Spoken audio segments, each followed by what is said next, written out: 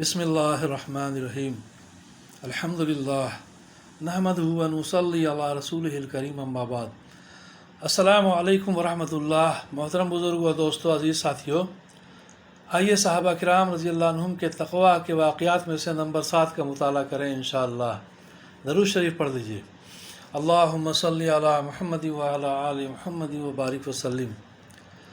हज़रत अली रज़ियल्लाहु अन्हु का एक कब्र पर गुज़र।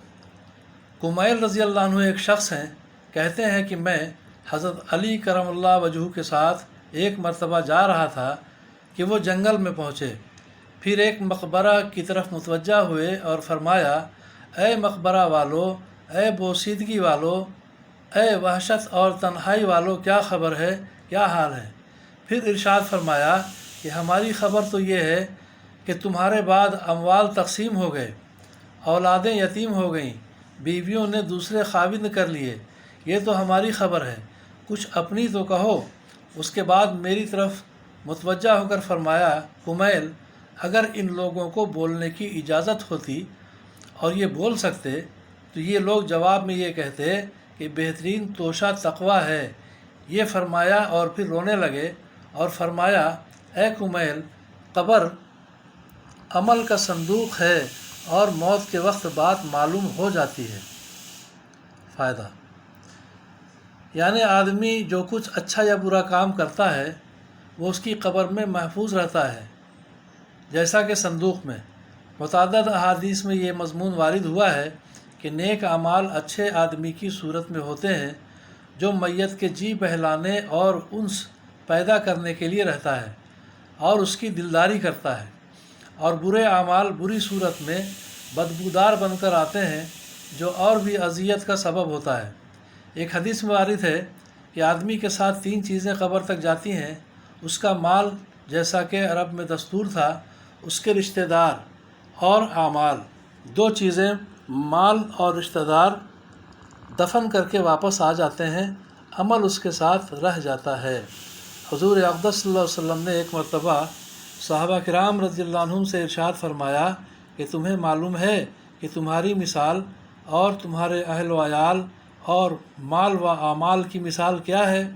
सहाबा रज़ियल्लाहु अन्हुम के दरियाफ़्त फरमाने के पर हुज़ूर सल्लल्लाहु अलैहि वसल्लम ने इरशाद फरमाया कि उसकी मिसाल ऐसी है जैसे एक शख्स के 3 भाई हों और वो मरने लगे। उस वक्त एक भाई को बुलाए और पूछे कि भाई, तुझे मेरा हाल मालूम है कि मुझ पर क्या गुज़र रही है, इस वक्त तू मेरी क्या मदद करेगा।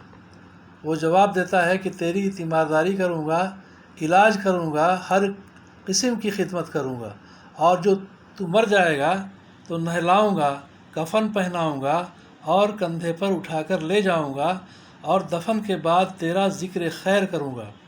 हुज़ूर सल्लल्लाहु अलैहि वसल्लम ने फरमाया, ये भाई तो अहल व अयाल हैं। फिर वो दूसरे भाई से यही सवाल करता है। वो कहता है, मेरा तेरा वास्ता ज़िंदगी का है, जब तू मर जाएगा तो मैं दूसरी जगह चला जाऊंगा।